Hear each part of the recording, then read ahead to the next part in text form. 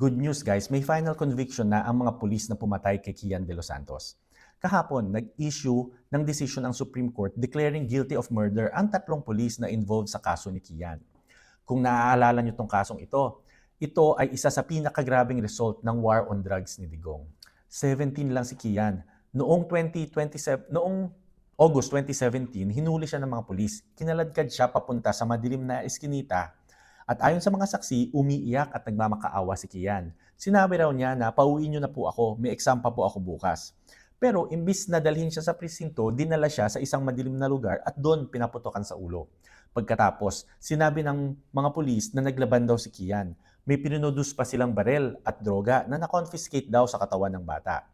Pero, base sa evidence na present, walang gunpowder residue sa mga kamay ni Kian. Nakaluhod siya nung binarel. Tinamaan siya sa ulo, sa gilid at likod. Ibig sabihin, wala siyang chance lumaban or tumakbo man lang.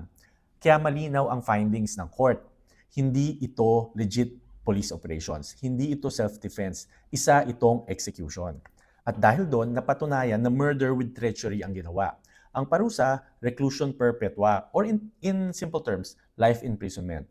In the end, justice is served. Hindi man natin mabalik si Kian, at least nabigyan ng hustisya ang pagkamatay niya.